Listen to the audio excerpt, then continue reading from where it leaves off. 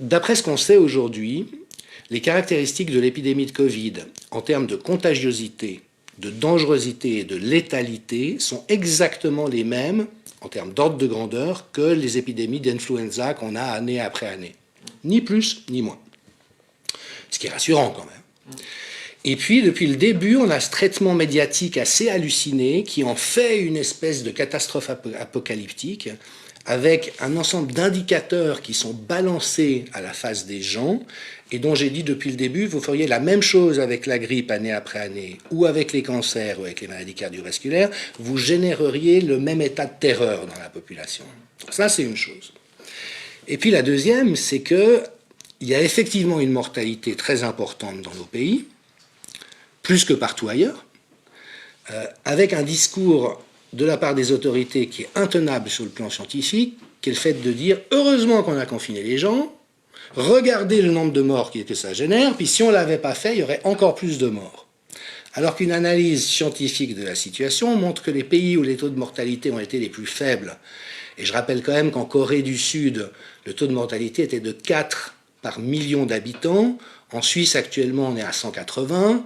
En Espagne, on est à 400. Donc, vous voyez l'ordre de grandeur. Il y a 100 fois plus de morts proportionnellement en Espagne qu'en Corée. Toute l'épidémiologie infectieuse nous apprend que ce qu'on a fait est l'inverse de ce qu'il fallait faire. Il ne faut surtout pas confiner l'ensemble de la population comme on l'a fait. Il faut dépister très rapidement pour voir quelles sont les personnes contagieuses et elles les isoler le temps qu'elles ne le soient plus. Et si jamais on fait ça, l'épidémie passe en quelques semaines sans faire de dégâts. Nous, on a fait tout l'inverse, avec des pertes massives. Donc ce que je dis, c'est que l'essentiel des morts du Covid sont des morts politiques. Sont des morts comme conséquence d'une politique sanitaire imbécile et létale. Donc ça a tué des milliers de personnes, des décès évitables si on avait réagi intelligemment, et des autorités qui viennent nous dire d'une manière mais scandaleuse. Regardez à quel point le virus est dangereux. Alors de nouveau qu'il n'est pas plus dangereux que le virus de la grippe. Donc on marche vraiment sur la tête, on est dans des zones de malhonnêteté intellectuelle et à mon sens même de perversité. Nous sommes le samedi 25 avril 2020. Athlé.ch, média d'athlétisme comme symbole de lutte vers le meilleur niveau, et Fusis Philosophie vous propose une déconstruction du moment sidérant, énigmatique et inquiétant que nous vivons avec le Covid-19.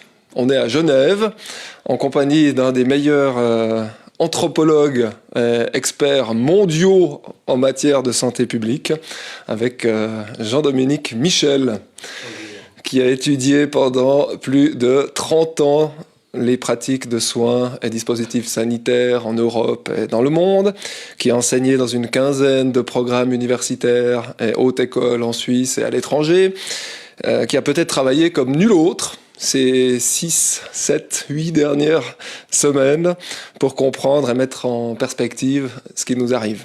Bonjour Jean-Dominique Michel. Bonjour, merci pour cette introduction qui évidemment m'intimide un peu. Je ne suis pas sûr de mériter tous ces éloges, mais enfin c'est vrai que j'ai essayé de faire un travail intellectuel autour de ce que j'observais. Alors première question très personnelle, j'ai pu lire que Jean-Dominique Michel avait attrapé le virus. Oui, c'est vrai, j'ai une expérience personnelle du Covid. Alors, je dois dire de manière relativement sereine, parce qu'à ce moment-là, je savais déjà que hors catégorie à risque, et notamment le fait de déjà souffrir d'une pathologie chronique, qui est en fait ce qui expose réellement au fait de connaître des états graves ou critiques de la maladie, j'étais pas particulièrement en danger. C'est vrai aussi que la démarche fondamentale de l'anthropologie, c'est l'observation participante. Donc, ça ne veut pas forcément dire qu'on cherche à tomber malade quand on étudie, par exemple, un service d'oncologie ou cardiovasculaire, de cardiologie. Mais enfin, toujours est-il que pour moi, ça a eu un intérêt de me dire, ah bah oui, je vais le vivre de l'intérieur. Et puis de surcroît, avec un cheminement personnel, parce que j'ai été assez vite convaincu de l'intérêt des propositions du professeur Raoul à Marseille, mais enfin qui ne faisait que reprendre des stratégies qui avaient déjà été mises en œuvre en Chine et en Corée avec succès. Donc j'étais relativement convaincu de l'intérêt du médicament qui est interdit en Suisse à mon sens de manière scandaleuse, en pratique privée depuis les débuts de l'épidémie. J'ai réussi à convaincre mon médecin, qui est quelqu'un d'ouvert d'esprit et de courageux, de me faire une prescription, mais me heurtant au rideau de fer des pharmacies. Le remède a été réservé à la pratique hospitalière. Donc j'ai dû, et je le raconte effectivement dans un article, mais ce que je trouve, alors c'est amusant d'un côté, mais c'est profondément sordide de l'autre, j'ai dû aller de manière clandestine me procurer une boîte d'un remède qui pouvait hypothétiquement me sauver la vie et que les autorités, de manière totalement injustifiable, ont interdite. Et là, effectivement, ça nous plonge d'emblée, j'ai envie de dire, dans des lignes de force sociétales, alors dont je me rends bien compte qu'elles échappent à la plupart des gens, parce que voilà, ils entendent ce que les autorités disent, ils n'ont pas fondamentalement de raison d'en douter, ils appliquent de manière scrupuleuse, et je m'y suis moi-même engagé depuis le début, ce qu'on nous demande, et évidemment que nous avons tous à le faire. Par contre, je l'ai aussi dit depuis le début, c'est que cette situation ne devait surtout pas nous conduire à un empêchement de la pensée, parce qu'en fait, on sait, même sur le plan de la salutogenèse, donc tout ce qu'on fait pour entretenir et soutenir notre propre santé, que le fait de penser, de se renseigner, de se documenter, de mettre en contraste les points de vue des uns et des autres pour se forger sa propre opinion, enfin, le cœur de la démarche philosophique, de la démarche intellectuelle, de la démarche scientifique, est évidemment crucial. Et donc, si on s'interdit de penser au motif qu'il faut juste obéir aux autorités, eh ben, on est dans un non-sens. Donc, moi, j'ai obéi scrupuleusement aux autorités, sauf pour le Plaquenil, où là, je me suis rebellé dans les faits contre cette prescription, à mon avis, criminelle, et qui a probablement tué des centaines de personnes. Mais en dehors de ça, où ma survie était en jeu, j'ai évidemment joué tout selon scrupuleusement ce que les autorités nous demandaient. Et vous avez, malgré la maladie, continué à travailler, vous avez publié de nombreux articles, comme on l'a fait nous sur fusis.ch, relayé sur atelier.ch, une série d'articles sur votre blog, qui est hébergé par le site web de la Tribune de Genève. Et chacune de vos analyses a rencontré un succès retentissant sur les réseaux. Et pourtant, on ne vous a pas vu, pas entendu sur les chaînes du service public ou dans les grands journaux de l'arc lémanique. Pourquoi la personnalité médiatique qu'est Jean-Dominique Michel a été boudée par les médias? Alors, ce que j'observe en effet, alors déjà, pourquoi est-ce que mes articles ont eu autant de succès? Je m'y attendais pas du tout, à vrai dire, et notamment parce que le premier, le 18 mars, où je rassemblais un peu tout ce que je pouvais analyser de la situation à la lumière de mes connaissances d'anthropologue médical. Qui s'appelle Covid, fin de partie. Voilà, était particulièrement long, particulièrement fouillé. Il abordait une à une les différentes facettes, et c'est typiquement le genre de production dont si j'avais cherché un succès quelconque, n'importe quel bon coach en communication m'aurait dit ne fais surtout pas ça, c'est le meilleur moyen de ne pas trouver ton public. Et en fait, il a été lu par plus d'1,5 million de personnes, traduit dans différentes langues, circulé dans le monde entier. Alors pourquoi? D'abord, évidemment, parce que, et puis ça, je crois, j'ose le dire sans fausse modestie, l'essentiel de ce qui contenait a été validé depuis. Il y avait beaucoup de points d'interrogation à l'époque. Et pour en donner juste un exemple, je me suis attaqué de manière très frontale, mais aussi mu par un certain sentiment d'indignation face au silence de mes collègues. Moi, je ne suis pas un épidémiologue des maladies infectieuses. Je suis un épidémiologue des maladies non transmissibles. C'est pas très différent, il y a des subtilités, mais en l'occurrence, je me permettrai pas de dire, en tant qu'épidémiologue des maladies infectieuses, voilà mon analyse. Donc, étant donné le fait que c'est pas ma spécialité, je m'intéresse à ce que disent les meilleurs dans leur domaine et j'essaye de contraster ça avec ce que les autorités nous disent.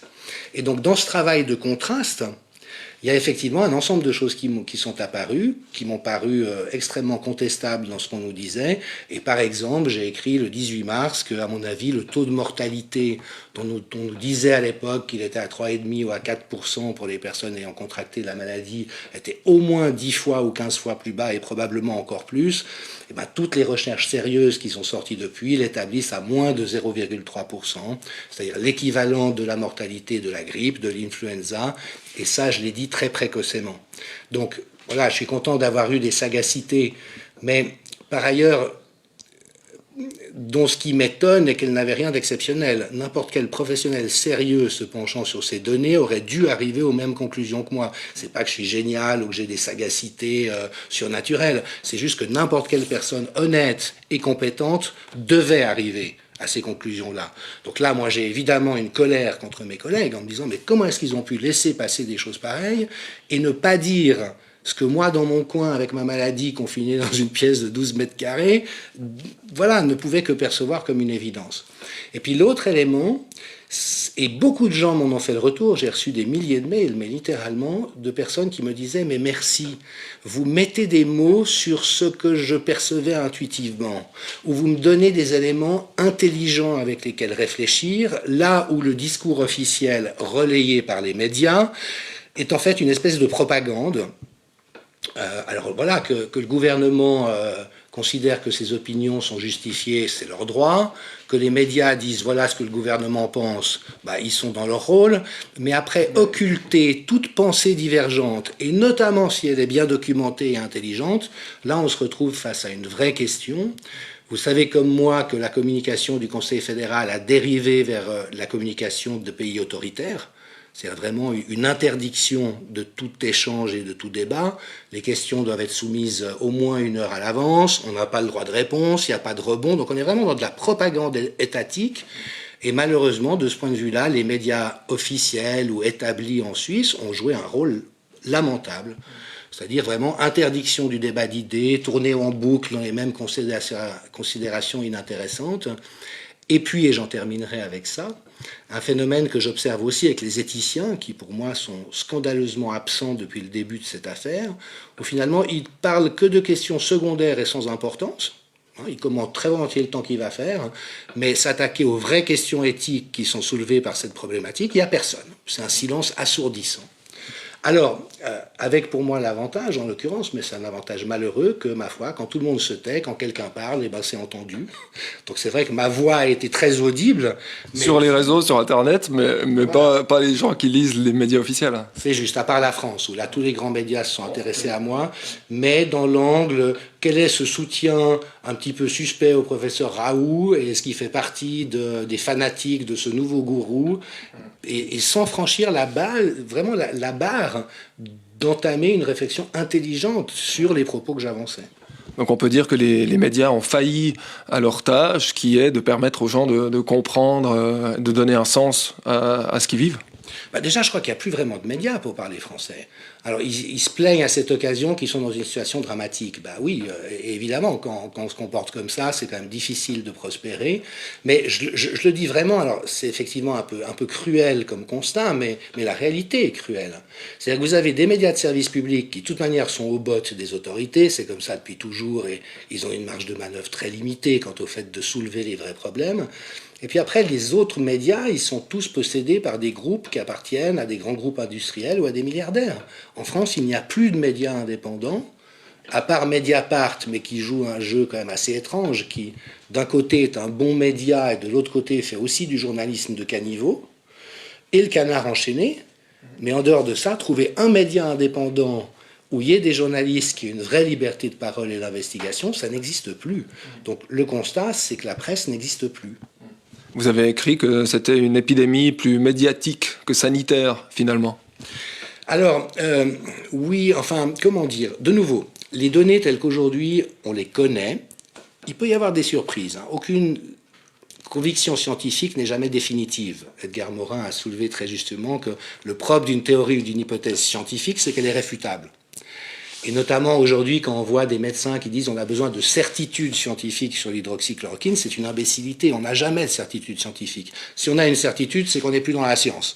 Et de mon point de vue, beaucoup de ces gens-là ne sont plus dans la science. Donc, d'après ce qu'on sait aujourd'hui, les caractéristiques de l'épidémie de Covid, en termes de contagiosité, de dangerosité et de létalité, sont exactement les mêmes, en termes d'ordre de grandeur, que les épidémies d'influenza qu'on a année après année. Ni plus, ni moins. Ce qui est rassurant quand même. Et puis, depuis le début, on a ce traitement médiatique assez halluciné qui en fait une espèce de catastrophe apocalyptique avec un ensemble d'indicateurs qui sont balancés à la face des gens et dont j'ai dit depuis le début, vous feriez la même chose avec la grippe année après année ou avec les cancers ou avec les maladies cardiovasculaires, vous généreriez le même état de terreur dans la population. Ça, c'est une chose. Et puis la deuxième, c'est qu'il y a effectivement une mortalité très importante dans nos pays, plus que partout ailleurs, avec un discours de la part des autorités qui est intenable sur le plan scientifique, qui est le fait de dire « heureusement qu'on a confiné les gens, regardez le nombre de morts que ça génère, puis si on ne l'avait pas fait, il y aurait encore plus de morts ». Alors qu'une analyse scientifique de la situation montre que les pays où les taux de mortalité ont été les plus faibles, et je rappelle quand même qu'en Corée du Sud, le taux de mortalité était de 4 par million d'habitants. En Suisse, actuellement, on est à 180. En Espagne, on est à 400. Donc, vous voyez l'ordre de grandeur. Il y a 100 fois plus de morts proportionnellement en Espagne qu'en Corée. Toute l'épidémiologie infectieuse nous apprend que ce qu'on a fait est l'inverse de ce qu'il fallait faire. Il ne faut surtout pas confiner l'ensemble de la population comme on l'a fait. Il faut dépister très rapidement pour voir quelles sont les personnes contagieuses et elles les isoler le temps qu'elles ne le soient plus. Et si jamais on fait ça, l'épidémie passe en quelques semaines sans faire de dégâts. Nous, on a fait tout l'inverse, avec des pertes massives. Donc ce que je dis, c'est que l'essentiel des morts du Covid sont des morts politiques. Sont des morts comme conséquence d'une politique sanitaire imbécile et létale. Donc ça a tué des milliers de personnes, des décès évitables si on avait réagi intelligemment, et des autorités qui viennent nous dire d'une manière mais scandaleuse. Regardez à quel point le virus est dangereux. Alors de nouveau qu'il n'est pas plus dangereux que le virus de la grippe. Donc on marche vraiment sur la tête, on est dans des zones de malhonnêteté intellectuelle et à mon sens même de perversité. Et le seul frein qui pourrait y avoir, ça serait du côté de la presse, qui revendique une liberté, qui pointe régulièrement du doigt tous les pays qui font pas bien, alors que c'est l'exemple même de ce qu'il ne faut pas faire. Oui, et là je suis effectivement très critique des politiques sanitaires mises en place. Alors en Suisse, un tout petit peu moins mal qu'en France, mais enfin c'est quand même basé sur le même paradigme, donc il est quand même faux de A à Z.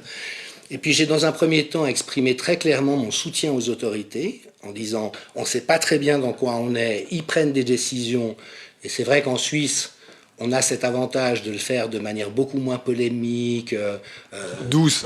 Ouais, dans le déchirement, de la dramaturgie, comme c'est le cas en France, ce côté un peu plan-plan, on revient d'une course d'école avec le saucisson dans le sac à dos, on se pose et puis on regarde tranquillement ce qu'il en est. Donc j'étais plutôt supportif, j'ai envie de dire, de cette posture. Là où je m'en suis complètement éloigné, c'est que le b.a.-ba de l'intelligence, c'est de vérifier si les hypothèses qui étaient les nôtres résistent à la confrontation avec le réel, et que depuis le début, on est dans la même absurdité. De nouveau, qu'on ait pris des mauvaises réponses au début, je jette la pierre à personne, même si on aurait dû être préparé, parce que ça fait 20 ans qu'on connaît ce danger et qu'on s'y prépare, et qu'il y a eu des très bons plans qui ont été faits, notamment par le directeur précédent de l'Office fédéral de la santé publique, Thomas Zellner, qui avait fait des plans pandémie qui étaient parfaitement pertinents. Or, quelques années après, une pandémie arrive, et puis on a l'impression que les autorités politiques et sanitaires découvrent à cette occasion ce que c'est qu'une pandémie. Donc là, évidemment qu'il y a une question de responsabilité politique extrêmement aiguë. Cela dit, étant donné qu'on était si mal préparés, que les autorités, dans un premier temps, pris des options, et ça, il faut le faire, il faut prendre des partis. Et même si ce n'est pas les meilleurs, franchement, je ne leur aurais jamais jeté la pierre. Et au contraire, j'ai dit dans un premier temps que je trouvais rassurant comment elles se comportaient. Ce qui ne l'est pas, c'est que depuis, alors même que tout vient confirmer que les décisions n'étaient pas les bonnes et qu'il faudrait d'urgence en prendre de meilleures, eh ben, ils sont dans l'incapacité de reconnaître cet état de fait et de corriger le tir. Et ça, c'est lamentable. Si on revient en arrière, donc on a ignoré l'épidémie en Chine, tout s'est précipité, ou plus ou moins ignoré, on en a parlé, on pensait que ça allait plutôt rester par là-bas, et tout s'est précipité quand le virus est arrivé en Italie. Comme dit Gérald Bronner, le sociologue, quand il y a un inédit, les cerveaux qui déraillent, mais qu'est-ce qui s'est passé, comment ça a pu aussi vite déraillé, d'abord en Italie et ensuite partout dans l'Europe et dans le monde. Oui. Alors c'est là où effectivement faire l'anatomie du désastre, comme je l'appelle, La déconstruction, l'anatomie. est vraiment intéressante parce que effectivement, et moi le premier, nous avons été leurrés en partie par notre espérance procédant des épisodes épidémiques antérieurs. C'est-à-dire, depuis l'an 2000, il y a eu un ensemble de départs de feu.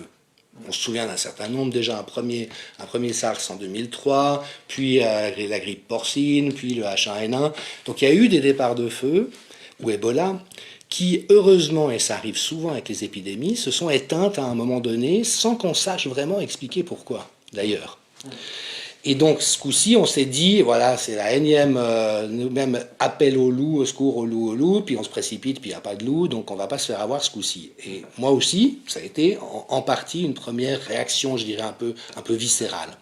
Cela dit, ça va quand vous êtes un vulgaire Pékin, comme vous ou moi. Mais quand vous êtes un responsable politique ou un responsable sanitaire en charge de la santé d'une population, vous ne pouvez pas faire ça. Vous devez vous dire quel est le pire cas de figure possible, et puis quelles sont les mesures qu'il faut prendre en place pour que si le scénario n'est pas aussi favorable qu'on l'espère, on puisse vraiment s'ajuster à la réalité des choses. Et là, on voit ce différentiel entre des pays qui ont eu des bonnes réactions, je pense évidemment à l'Allemagne. Alors c'est vrai qu'il y a eu ce virologue à Berlin qui a justement hurlé au loup très vite, mais au moins ça a fait réagir tout le monde. C'est vrai aussi qu'Angela Merkel est une scientifique, donc je pense qu'au niveau de la gouvernance du pays, il y a une intelligence de ces choses qu'il n'y a pas ici. La Corée a réagi comme ça, Hong Kong a réagi comme ça, Singapour a réagi comme ça, enfin tous les pays qui ont eu du succès contre l'épidémie ont réagi comme ça. Puis les pays européens, eux, ont attendu de voir si jamais l'hypothèse qu'au fond, ça pouvait ne pas être aussi grave qu'on pouvait le redouter, tenait la route ou pas. Et ça, en termes de nouveau de responsabilité politique et de gouvernance, c'est une aberration, je veux dire.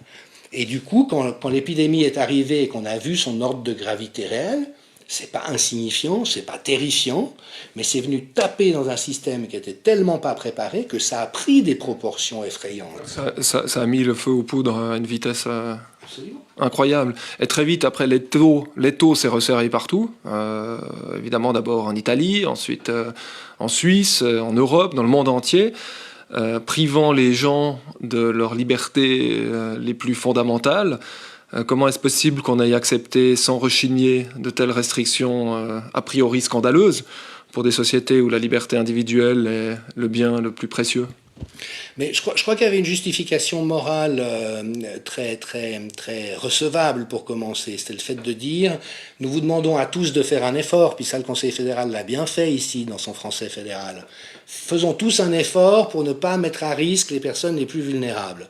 Et là, je donne crédit aux autorités tant fédérales que genevoises d'avoir insisté depuis le début qu'on n'était pas dans une catastrophe sanitaire, qu'on n'allait pas tous mourir du Covid, que la plupart des gens n'étaient pas en danger. Mais par contre, on était responsable pour tous les autres, pour les personnes à risque. Pour ne pas engorger le système de soins, justement avec ces situations qu'on a vues en Italie, et mettre en danger les personnes à risque, on devait tous accepter une restriction de nos libertés. Et moi, je trouve très noble que la population ait réagi favorablement. Ce qui avait mal été compris, c'est que la situation sanitaire en Italie tenait à un ensemble de paramètres, alors qu'on a mieux analysé depuis, et qui ne justifie pas ce qu'on a demandé aux gens, ou en tout cas pas sous cette forme. Et de nouveau, pour moi, le problème, c'est pas tellement les premières réponses telles qu'on les a bricolées, comme toujours dans la réalité, mais ça a été l'incapacité de les remettre en question. Et puis alors cette incapacité, mais terrible sur le plan du contrat politique et de l'honnêteté intellectuelle, de reconnaître qu'à certains endroits, on s'est trompé. C'est-à-dire que ça soit si difficile d'entendre des autorités que la suppression des stocks de masques pour entrer dans une logique de commande à flux tendu, qui est le grand shift qu'on a fait en 2010 et 2020 dans tous les pays occidentaux, nous a mis dans une merde noire, pour parler français. L'incapacité de reconnaître ça et de préférer prétendre contre toute évidence que les masques ne servent à rien, vous voyez ce que je veux dire ? Là, on est dans du mensonge d'État, et qui est très problématique parce qu'il altère cette confiance qu'on peut avoir dans les responsables. Et on sait que la base de toute communication de crise, c'est au contraire de reconnaître ses erreurs.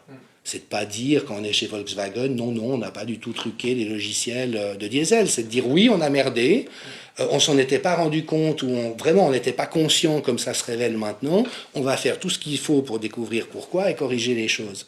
Et c'est cette intelligence-là, intellectuelle et de communication et de relation avec la population que les autorités n'ont pas eu ni en France, ni en Suisse, ni dans les autres pays, et qui, à mon avis, est infiniment dommageable sur le plan sociétal.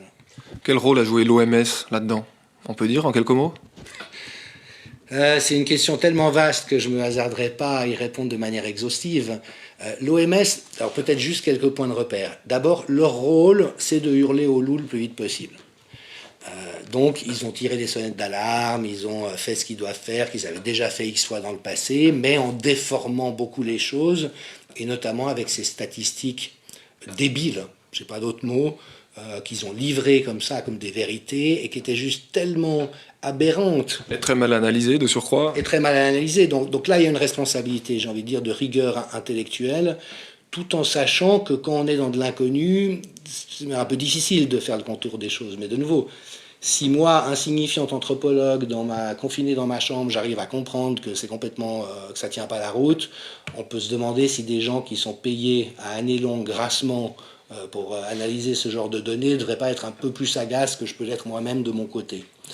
L'autre élément, ça a été beaucoup souligné, c'est que l'OMS actuellement est financée à hauteur de, je ne sais plus, 70 ou 80% par des fonds privés, et notamment ceux de Bill Gates.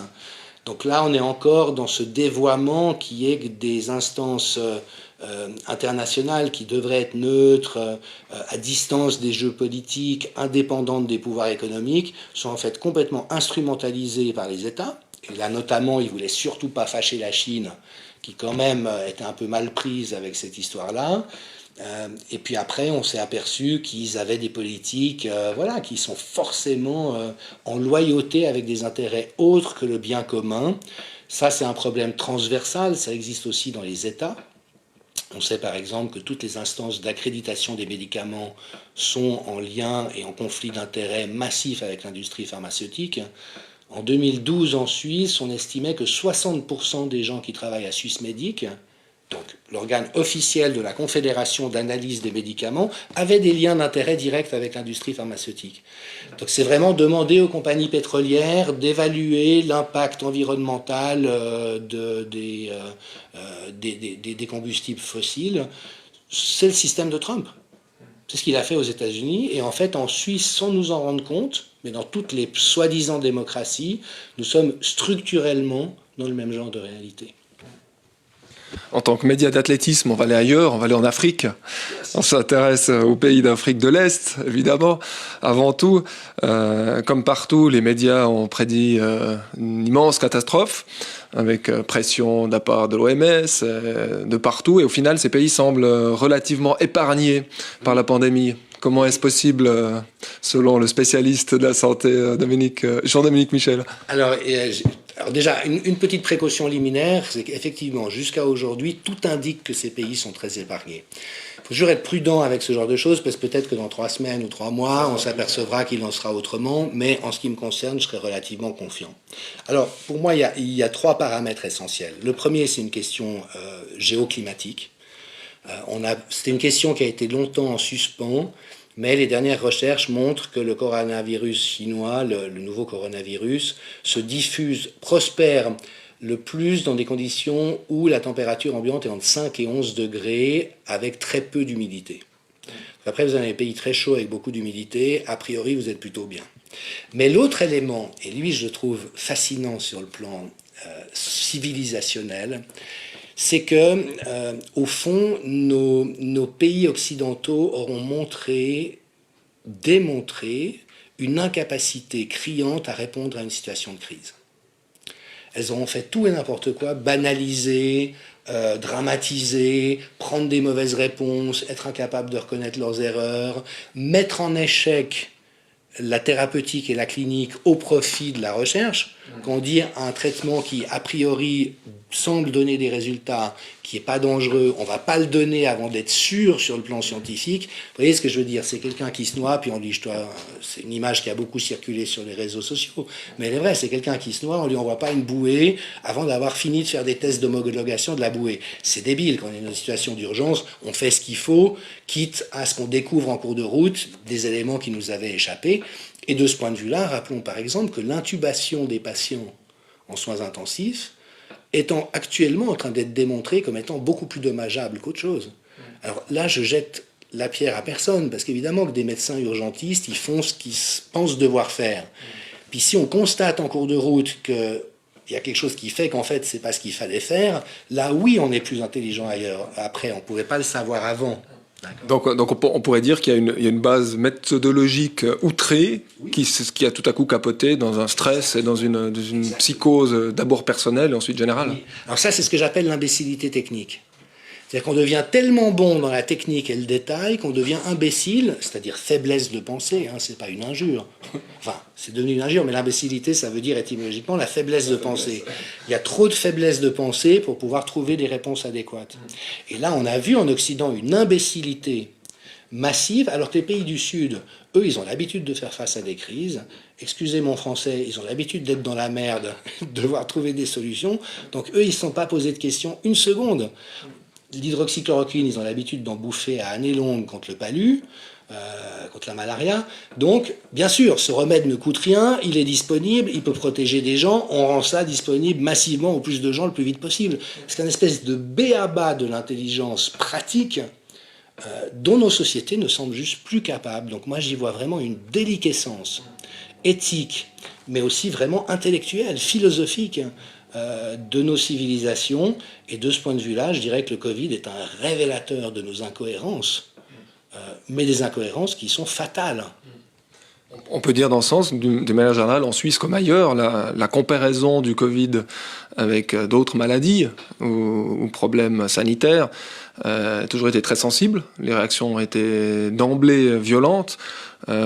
Pourquoi on n'a pas pu comparer le Covid à la grippe saisonnière, à l'influenza? Oui, mais de nouveau, je pense qu'on ne peut pas générer une psychose dans la population et puis s'attendre à ce que les gens pensent de manière raisonnable. Une psychose, c'est quoi? C'est quand il y a des distorsions affectives, donc émotionnelles et cognitives dans la manière de penser, telles qu'on perd le contact avec la réalité. Et là, alors, de nouveau, j'ai dit, le dilemme éthique du Conseil fédéral, au début, était compliqué, vu qu'il s'agissait, malgré tout, d'instaurer un certain nombre de mesures dont on pensait qu'elles étaient bonnes à l'époque. Il s'avérait depuis que ce n'étaient pas les bonnes. Donc, elles étaient dans ce dilemme que j'ai résumé avec cette formule, évidemment, un peu légère, mais comment faire paniquer les gens sans les faire paniquer, tout en les faisant paniquer suffisamment, mais sans trop les faire paniquer non plus. Et ça, c'est une quadrature du cercle qui est à peu près impossible. Mais donc, une fois qu'on a généré un état de panique, vous savez comme moi en philosophie, et les neurosciences le confirment, que c'est très douloureux pour nous en tant qu'êtres humains, individuellement et collectivement, de changer une cognition erronée. Parce qu'on s'identifie avec nos pensées d'une manière telle que c'est presque une attaque physique qu'une de nos convictions sincères soit mise en question. Et surtout que c'était doublé par une responsabilité vis-à-vis d'autrui. Exactement. Et là, je dirais que nous, scientifiques, philosophes, penseurs, avons un avantage. C'est qu'on est a priori dans cette ouverture à remettre systématiquement en question nos pensées. Mais la politique, c'est l'inverse. C'est affirmer envers et contre tout qu'on a raison même quand on a tort. Et malheureusement, là, on a vu cette espèce d'embrayage s'actionner allant vers une stérilisation de la pensée, un déni de réalité. Et d'autant plus, alors ça c'est une grande question sanitaire, j'ai fait très vite des comparaisons pour par exemple soulever que la pollution atmosphérique fait 790 000 victimes par année en Europe, 8 000 en Suisse. Moi, ça fait des années que j'en parle en disant mais on ne peut pas juste se désintéresser de ça. Vous avez 8 000 personnes chaque année en Suisse qui meurent, les poumons démolis par les particules fines des véhicules polluants. C'est évidemment des gens qui sont souvent dans des conditions socio-économiques défavorables. Elles habitent le long des axes routiers. Qui à Genève habite le long de la route des Jeunes? Ou vous voyez, ce que je veux dire, les gens qui n'ont pas les moyens d'habiter ailleurs, c'est pas les gens de colonie qui sont touchés. Hein. Et ce truc-là, on s'en désintéresse complètement. Donc déjà, il y a cet ordre de grandeur sanitaire. Et puis après, c'est là sans doute une des pointes pathétiques du Covid, c'est que ces facteurs de risque pour lesquels on ne fait rien sont ceux-là même qui font que des gens meurent d'un virus qui est anodin pour les autres.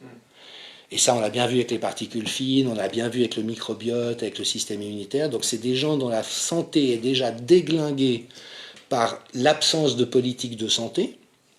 et l'exposition massive de la population aux vrais facteurs de risque que sont la malbouffe, la pollution, le stress et la sédentarité.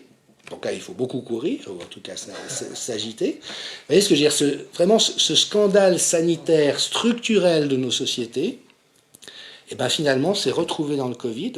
C'est-à-dire que les seules victimes, en fait, étaient des gens qui avaient déjà ces atteintes-là pour lesquelles on ne se soucie pas de protéger la santé de la population.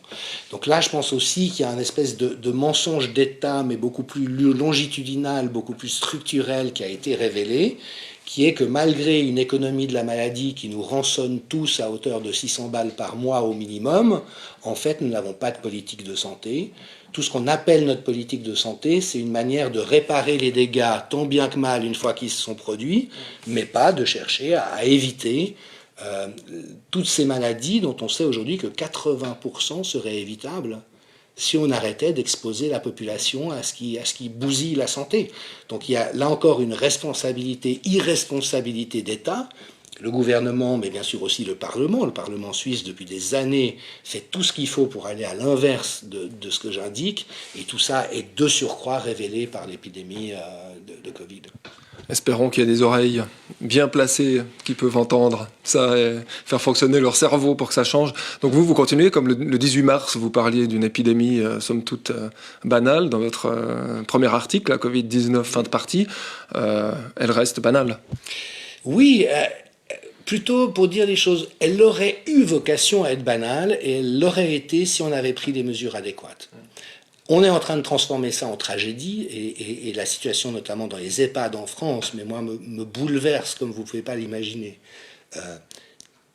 Ouais, c'est monstrueux, quoi. Mais ça, c'est le résultat non pas d'un virus qui en lui-même est relativement anodin, et vraiment, je le répète, si on avait fait ce qu'il fallait, il le serait resté. Mais de décisions politiques aberrantes et que nos gouvernants continuent de justifier envers et contre tout.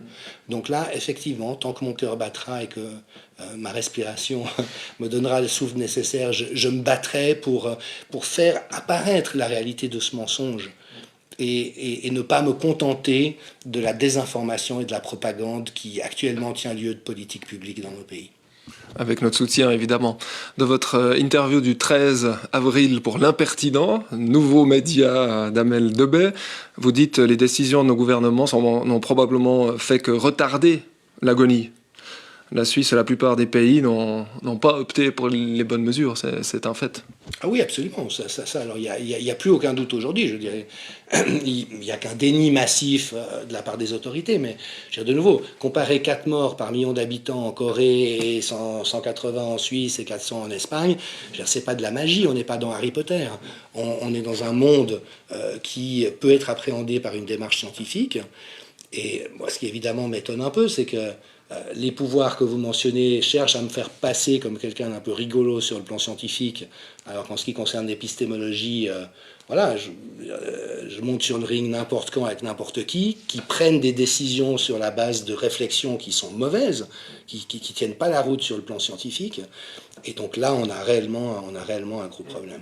Qui vont très loin parce que le débat est même pas possible. Oui, le débat est pas possible. Et puis alors, il y a cette question de fond que j'ai soulevé à la suite d'autres, c'est pas moi qui le dis, mais qu'on sait depuis 15 ans que l'essentiel de la production scientifique dans le domaine médical est falsifié. Alors ça va de falsification légère, j'ai envie de trouver un résultat, donc je m'arrange un peu avec la réalité parce que je suis convaincu que je suis dans le juste, jusqu'à des falsifications majeures, et notamment toutes les études financées par l'industrie pharmaceutique sont statistiquement encore pires que les autres. Enfin, imaginez, la réplicabilité dans le domaine de la littérature scientifique tourne entre 15 et 25%. Si j'ai une hypothèse de recherche, je construis une expérience pour voir si j'ai raison ou pas, si les faits le confirment et que je trouve des résultats. Le propre de la démarche scientifique, c'est qu'une autre équipe ailleurs, dans les mêmes conditions d'expérimentation, va trouver les mêmes résultats. On est d'accord ? Et ce qu'on observe, et de nouveau, c'est pas moi qui le dis, c'est les meilleurs spécialistes des données médicales, c'est que le taux de réplicabilité en médecine est de 15 à 25%. C'est-à-dire que dans 3/4 des cas, au minimum, vous trouvez d'autres résultats.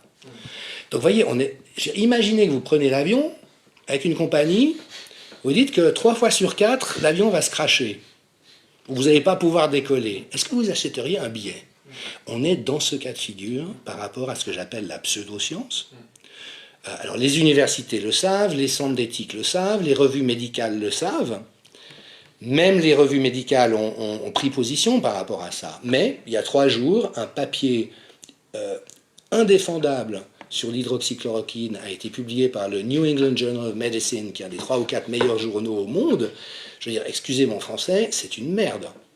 C'est-à-dire qu'ils ont pris 2 groupes témoins, un en état très grave avec le Covid, un ils les ont mis sous respirateur en service d'urgence, l'autre n'a reçu que de l'hydroxychloroquine qui sert à rien dans ces cas-là, et puis ils ont dit « Ah, il y a plus de mortalité dans le groupe qui reçoit l'hydroxychloroquine ». Donc on est dans de l'imposture intellectuelle et un truc mais juste indéfendable, et une des meilleures revues scientifiques médicales au monde le publie, sachant que les revues appartiennent à qui ?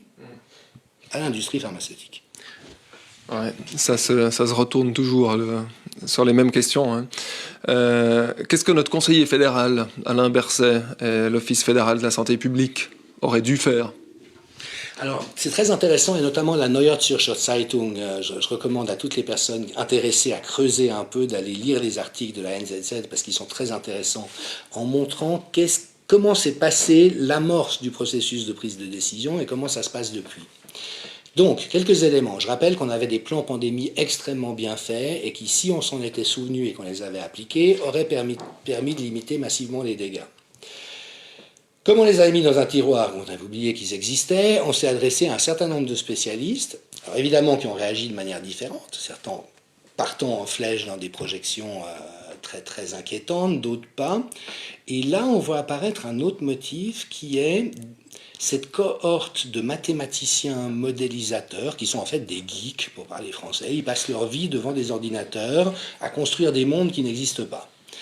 Et c'est à eux qu'on a laissé la responsabilité de gouverner les réponses publiques. Alors, il y en a un fameux Ferguson à l'Imperial College à Londres, qui, début mars, a produit des formalisations, des projections qui étaient de nouveau complètement délirantes, et je l'ai dit tout de suite. En attendant, il a réussi à obtenir de Boris Johnson en Angleterre, et c'était probablement l'objectif de son article, un changement de cap. Macron a lu ça, il a été terrifié, il est entré dans les stratégies de confinement rigides et autoritaires de la France. Moi, j'ai dit tout de suite, ça ne tient pas la route. Qu'est-ce qu'il disait, 500 000 morts, quelque chose comme ça ? 500 000 morts en Angleterre, enfin une fourchette allant de 20 000 à 500 000, puis c'était évident qu'on était à 20 000, qu'on n'était pas à 500 000. En Suisse, on avait une fourchette de 1000 à 100 000. Voilà, exactement. J'ai entendu jusqu'à 150 000. Enfin, ce qui, de nouveau, quand vous êtes face à un ordinateur en connaissant pas les virus et les malades et l'infectiologie, voilà, c'est comme dans le Seigneur des Anneaux, vous voyez ce que vous pouvez imaginer tout et n'importe quoi. Les choses se font toutes seules. Hein. Mais ça a été pour moi une grosse difficulté. C'est que finalement, de nouveau, je le dis, moi je me suis retrouvé à dire des choses qui se sont avérées vraies, dans un domaine qui n'est fondamentalement pas le mien. Bon, je suis anthropologue médical, donc mon métier, c'est de comprendre la littérature médicale, et notamment en quoi elle est pertinente ou pas pertinente. Donc j'avais toutes les bases épistémologiques et professionnelles requises, mais c'est pas mon métier.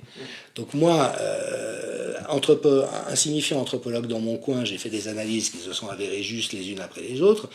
Après, pourquoi est-ce qu'on n'a pas créé, pourquoi est-ce que les comités ou les conseils qui ont été mis sur pied n'ont pas pu avoir une sagacité dans l'intelligence collective infiniment supérieure à celle de moi, pauvre malheureux dans son coin. Et là, on voit que dans ce processus d'intelligence collective, c'est-à-dire réunir les meilleures compétences dans leur domaine, avec de la contradiction intelligente, avec le débat, le dialogue, hein, toute cette intelligence socratique en définitive. Qui a fait la base de notre tradition, j'allais le dire. Ah oui, notre tradition, tant qu'elle était intelligente, parce que là, on s'en écarte à grands pas, on va vers des modèles chinois ou soviétiques. Vous voyez, je veux dire, là, il y a une interpellation vraiment fondamentale qu'il va falloir reprendre, mais aussi pour la suite, pour face aux prochaines pandémies ou ces questions sanitaires inabordées dont je parle, on puisse accéder à cette intelligence supérieure dont on a besoin. Dans ce cas-là, qu'est-ce que Berset aurait dû faire ? Mais alors, les politiques, et moi j'ai interpellé le Conseil d'État à Genève de manière très directe, et ce qu'ils répondent, c'est oui, on n'est pas des médecins, donc on ne peut pas prendre des décisions. Et moi je leur ai rappelé, Comte Smonville l'a fait, d'autres l'ont fait, que c'est l'inverse. que eux sont des politiques, c'est eux qui doivent prendre les décisions. Après qu'ils ne comprennent pas tout à la médecine, malheureusement les politiques n'ont pas beaucoup de formation en général. Donc c'est pas des spécialistes des transports, c'est pas des spécialistes de l'énergie, c'est pas des spécialistes... Puis on ne peut pas leur reprocher. Par contre, dès lors qu'ils sont dans la position dans laquelle ils ont le devoir de s'entourer d'intelligence, et notamment de processus d'intelligence qui offrent les meilleures garanties. Et donc, s'ils l'avaient fait, qu'est-ce qu'ils auraient fait comme choix? Alors déjà, par comparaison, il s'est trouvé l'inverse, c'est-à-dire qu'ils ont reposé sur l'opinion de quelques spécialistes et de fonctionnaires qui évidemment ne sont pas des foutes de guerre. Le médecin cantonal à Genève qui met en échec les directives proposées par le meilleur centre d'infectiologie en Europe, dont le directeur serait susceptible de recevoir le prix Nobel. Je veux dire, le médecin cantonal genevois, il est bien gentil. Enfin, vous voyez ce que je veux dire, c'est un joueur de 4e zone, et que les autorités prêtent oreille à des gens comme ça, plutôt qu'aux meilleurs spécialistes mondiaux, enfin, il faudra qu'on m'explique un jour. Donc si Bercet ou les autorités genevoises ou qui sais-je avaient pu puiser dans ce répertoire d'intelligence, eh ben, ils seraient très vite arrivés à des réponses correspondant à celles qu'ont appliquées les pays qui ont eu les meilleurs succès face au Covid. Bêtement. Mais ce bêtement-là n'est plus accessible aujourd'hui parce qu'il y a d'autres bêtises qui ont pris le pas dessus, et notamment cette imbécilité technique dont je parlais. La meilleure manière, c'est évidemment soit de tester, soit de ne pas confiner. Parmi les deux, qu'est-ce qu'il faut faire? Qu'est-ce qu'on aurait dû faire? Alors les deux, parce que contrairement à ce qu'on nous dit depuis des mois, le confinement généralisé est très toxique face à une épidémie. Pourquoi? Parce qu'on ne sait pas qui est contagieux et qui ne l'est pas. Les gens qui ont des symptômes, vraiment, on ne va pas vous tester, parce qu'on n'a pas assez de tests, alors on réserve ça sur les cas graves. Ce qui est déjà est très compliqué, parce que ça veut dire on chausse ses bottes de Célieu dans l'ignorance. Alors évidemment, pourquoi est-ce qu'on en est arrivé là? Parce qu'il n'y avait pas assez de tests disponibles. Et pourquoi est-ce qu'il n'y avait pas assez de tests disponibles? Parce qu'on ne s'était pas préparé. Les Allemands l'ont fait. Ils ont eu les mêmes informations au même moment. Ils se sont dit, on multiplie les capacités de test, on réquisitionne l'industrie et les laboratoires pour avoir ça disponible le plus vite possible. Et puis pourquoi ça ne s'est pas fait en Suisse, dans un pays qui est quand même puissant au niveau pharmaceutique? Ouais, mais de nouveau, parce que les autorités fonctionnent comme dans les années 50. On appelle le 22 à Asnières, on voit s'ils répondent, puis si ça ne répond pas, on appellera demain, puis en attendant, on boit du Rivella en mangeant du Cénovis. Je veux dire. Non, mais c'est ça, cette espèce de passivité. Et là, ça rejoint cette déliquescence de l'Occident dont je parlais. Ça a illustré qu'on ne sait plus réagir vite et bien à une urgence. D'accord ? Donc, dans le train de mesures nécessaire à prendre, le confinement est une bêtise parce qu'on met ensemble des gens potentiellement contagieux, des gens qui ne sont pas touchés par la maladie et des personnes à risque. Donc c'est le pire cas de figure pour faire flamber une épidémie. C'est ce que nous disent les meilleurs épidémiologues infectieux. C'est pas moi qui l'invente. Donc, un train de réponse intelligent, c'est vous multipliez le plus rapidement possible la capacité de dépistage. Vous dépistez le plus de gens possible. Ceux qui sont contagieux, vous les mettez en quarantaine. Et accessoirement, je rappelle que le traitement hydroxychloroquine, azithromycine, permet de réduire la charge virale en quelques jours. C'est-à-dire de faire en sorte que les gens ne soient plus contagieux très rapidement, tout en évitant le fait qu'ils développent des complications. Donc on avait un traitement. La controverse scientifique, tout ça, je veux bien. La seule chose qu'on ignore face à ce traitement, c'est le degré de son efficacité. Il peut être relativement faible, parce que la plupart des gens guérissent de toute manière du Covid, ou très grande. Ça, on n'a pas de certitude par rapport à ça. Sinon, les chiffres que présente le professeur Raoult. Mais qui sont contestés, et en partie à juste titre. Donc là encore, contrairement à l'impression que beaucoup de gens ont, je ne suis pas un fanatique de Raoult, un inconditionnel, je ne suis pas d'hydroxychloroquine, un cheval de bataille, mais je dis juste que dans la pesée d'intérêt éthique entre ce qu'on sait et qu'on ignore, entre les bénéfices que ça peut produire et les risques ou les coûts que ça fait peser, pour moi, il y a une réponse qui est évidente. Donc, vous mettez en quarantaine les gens contagieux, vous confinez strictement les gens à risque, mais pour une période très limitée. Vous laissez l'épidémie passer, et en 2 semaines et demie, elle est passée. D'accord ? Nous, on a fait l'inverse. On a confiné de manière générale, on n'a pas testé, on a attendu que les gens soient dans des états proches de la mort pour les emmener à l'hôpital. On les a intubés avec des procédures médicales qui, a priori, ont fait plus de dégâts que de bien. Je suis navré de le dire pour les urgentistes, ils y sont pour rien. mais quand même, c'est ce que toute une masse de données semble faire venir. Et qui a montré des images terribles qui ont passé dans les médias et qui ont renforcé cette psychose collective. C'est ça. Alors que nous, on est entré dans un isolement durable. Et là, c'est la pointe qui tue pour les EHPAD et les EMS. C'est qu'on sait depuis plus de 10 ans que la richesse des liens sociaux qu'a une personne a un impact majeur sur la santé. Et notamment parce que quand on est en perte de lien social, il y a un état inflammatoire qui s'installe avec un nombre élevé de cytokines circulant dans le sang. Et on a pu voir, par exemple, dans des communautés, que des interventions de lien social, notamment avec les personnes âgées et isolées, permettaient de réduire les consommations médicales et de services d'urgence des hôpitaux parce que les gens allaient mieux. Vous voyez ce que je veux dire? Le lien, c'est le cœur de notre santé.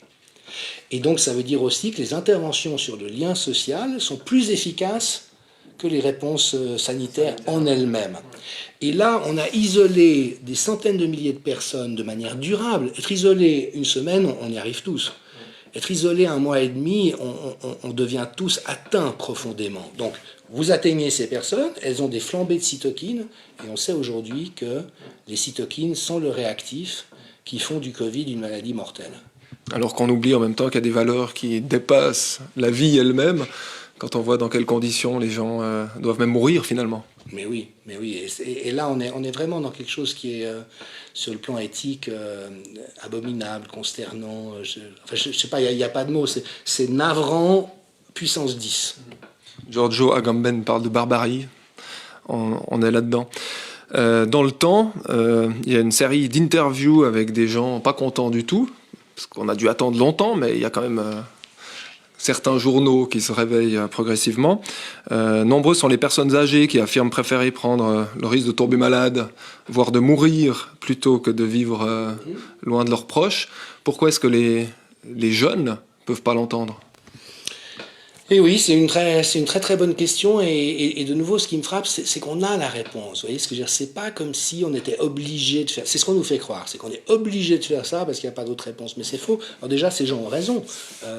Il n'y a pas de dictature sanitaire à installer où l'État doit absolument nous dire comment on doit mourir et comment ne pas être malade. Je veux dire, c'est des recommandations. Mais moi, j'ai souvenir, et j'ai beaucoup relayé sur les réseaux sociaux une interview, mais tellement charmante, d'une dame de 95 ans au Locle, qui a été hospitalisée en détresse respiratoire. Elle a dit très clairement, moi je ne veux pas être intubée, j'ai 95 ans, pas d'intervention lourde. On lui a donné de l'hydroxychloroquine, 5 jours après elle était dehors guérie. Vous voyez ce que je veux dire? Et ça, on a refusé d'entrer dans cette dynamique sanitaire-là pour des raisons mais totalement absurdes sur le plan éthique et scientifique, avec comme conséquence de mettre les gens dans cette situation, de risquer de mourir du Covid, comme résultat de l'isolement et des mauvaises dispositions qui étaient prises. Et je comprends que les gens se révoltent. Alors même qu'elle avait passé dans les médias, elle. Oui, très tôt, très tôt. Donc tant mieux si le temps se réveille, c'est le temps de se réveiller, mais enfin il est peut-être temps d'être un petit peu curieux et sagace en permanence. Question plus ludique, en matière de bêtises, Brassens dit que le temps ne fait rien à l'affaire. Il a raison.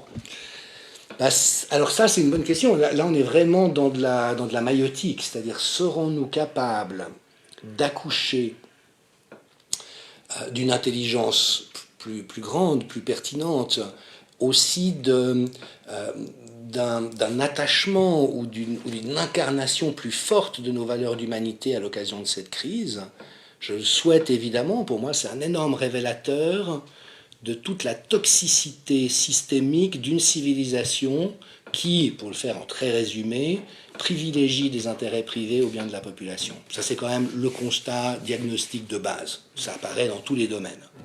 Pourquoi est-ce qu'on n'a pas fait une révolution énergétique vers des énergies non polluantes il y a 40 ans? Ça a été bloqué par les compagnies pétrolières et qu'aujourd'hui encore, c'est extrêmement dur d'aller dans cette direction. Il faut vraiment que le PLR se prenne des baffes électorales pour que tout d'un coup, ils se souviennent que, peut-être que tout ce qu'on a fait pendant 40 ans n'était pas la chose à faire. Donc voilà, il y a ce constat systémique, ce déni d'humanité à plein d'endroits de nos sociétés qui sont devenus tellement administratives, bureaucratiques, techniques, enfin rabougris, et ça met tout le monde en souffrance, les professionnels comme les usagers.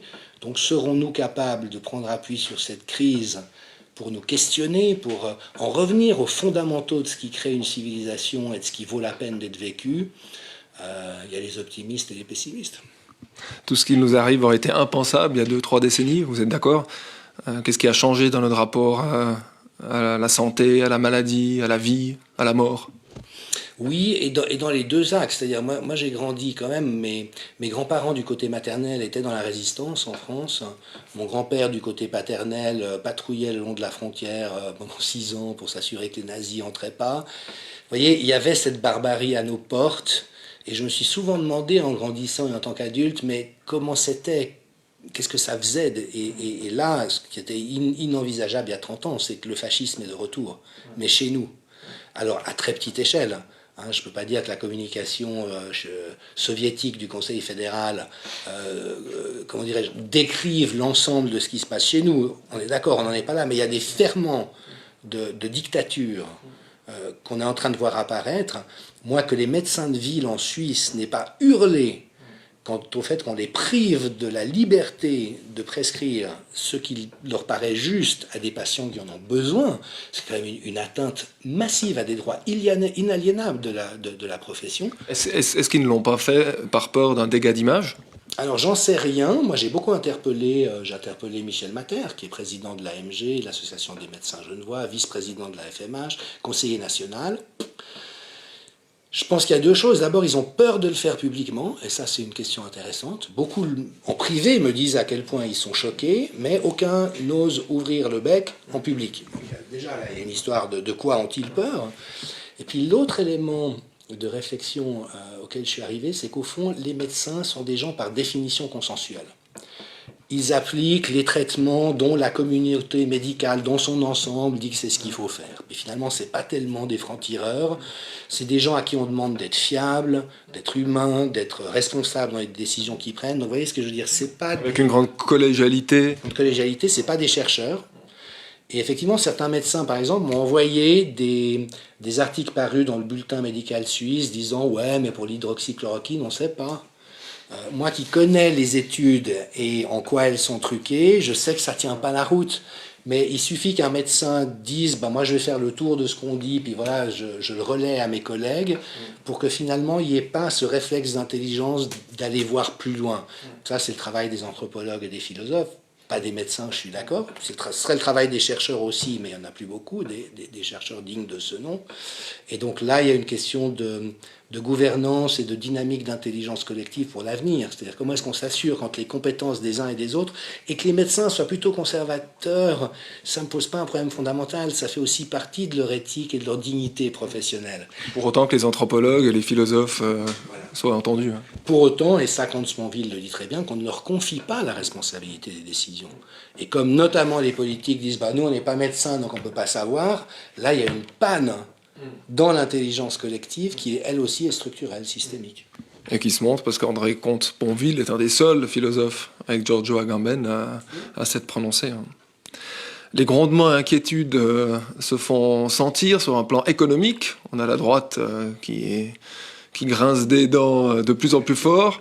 On parle guère des conséquences sociales, humaines, psychiques, qui vont être monstres, non ? Oui, bah dans les deux cas. Si vous voulez, à toute chose malheur est bon et on a toujours les défauts de ses qualités et vice-versa. Donc que la droite maintenant s'inquiète pour l'économie, c'est une bonne chose. Malheureusement, la droite dans ce pays a toujours privilégié les gros intérêts économiques aux forces vives de la société. Donc ce qu'on voit quand même, c'est que c'est un peu toujours les gros pouvoirs économiques qui captent les aides et puis que les indépendants et les PME, ils ont des miettes dans le meilleur des cas. Et on leur fait la morale au passage. Donc je demande un petit peu à voir le sérieux de la démarche des milieux économiques, mais en attendant, heureusement, parce qu'on est effectivement en train de créer des dégâts majeurs et de précariser des centaines de milliers de personnes pour une épidémie qui n'est pas pire que celle de la grippe. Donc là encore, il faut vraiment qu'on percute à ce niveau-là. Puis la deuxième question, elle me sort de l'esprit. Non, je disais les conséquences sociales, humaines, psychiques. Elles sont absolument majeures et on le voit déjà, c'est-à-dire qu'il y a cette méfiance interpersonnelle qui a... On parle de distanciation sociale, mais quelqu'un m'a fait remarquer qu'on ferait mieux de parler de distanciation physique. Or là, on voit cette distanciation sociale. Moi, j'ai déjà croisé des gens en faisant mes courses ou en promenade qui qui vous regardent comme si vous étiez un pestiféré capable de le contaminer. Je vous laisse imaginer ce que c'est pour des coureurs. Absolument. Qui répandent le virus sur leur passage potentiel. Jusqu'à 50 mètres s'ils vont vite. Et puis alors des conséquences psychiques majeures, parce que là peut-être qu'on ne le mesure pas, parce qu'il y a quand même une espèce de sidération collective, donc là on est un peu stupéfait, on ne pense pas très bien, mais Peter Gottsche, qui est un des plus grands épidémiologues au monde, a dit d'emblée, mais vous allez voir le nombre de suicides pour des raisons de précarité économique, pour des raisons de perte de sens, pour des raisons d'angoisse qu'on nourrit pour des raisons complètement absurdes, pour une épidémie, de nouveau, qui n'est pas pire que celle de la grippe, mais qui ne menace pas 99% des gens. 99% des gens, même en croisant le virus et en tombant malade du virus, ne feront rien de plus qu'un bête rhume ou une petite grippette. Alors, il ne faut pas dire que l'épidémie dans son ensemble est une grippette. Mais à 99%, c'est une grippette. Et dans 1% des cas, ça peut être autre chose, si les dégâts sanitaires dont on ne s'occupe pas ont suffisamment endommagé les gens d'une manière qui les mette en danger. Donc vous voyez, on est vraiment dans une réalité qui n'a rien à voir avec les narrations collectives dans lesquelles on est. Au risque de violence conjugale, enfantine, à n'en plus finir. Vous nous avez écrit dans une formule qui nous a bien plu, parce qu'on parle de marathon plus que jamais. Alain Berset parle du marathon pour toute la population suisse. Jean-Dominique Michel était dans un marathon d'écriture. Prochain livre, vous nous avez écrit que ça s'appellera Covid. Est-ce qu'il révèle de notre société? C'est quoi le titre? On peut le trouver quand, et où, et comment? Alors il sortira mercredi prochain, 29 avril, en version électronique, après en version papier évidemment quand les librairies rouvriront. Le titre c'est Covid-19, anatomie d'une crise sanitaire. J'avais en fait proposé Anatomie d'un désastre, ce qui me semblerait plus juste, mais voilà, mon éditeur a fait un choix autre et peut-être qu'effectivement c'est plus facile pour les gens de s'intéresser. J'y développe tout ce qu'on a évoqué aujourd'hui. Alors souvent le reproche qui m'est fait, et il est légitime, c'est que dans les entretiens, je balance un peu les choses comme ça, comme si jamais c'était des raccourcis ou des opinions personnelles, alors qu'en fait c'est étayé sur des centaines de recherches scientifiques, avec évidemment toute une méthodologie, un parcours derrière. Donc pour les gens, soit qui trouvent que je dis n'importe quoi, soit ceux qui au contraire trouvent mes propos raisonnables et ont envie de voir d'où ils sont issus, il y a des centaines de références scientifiques.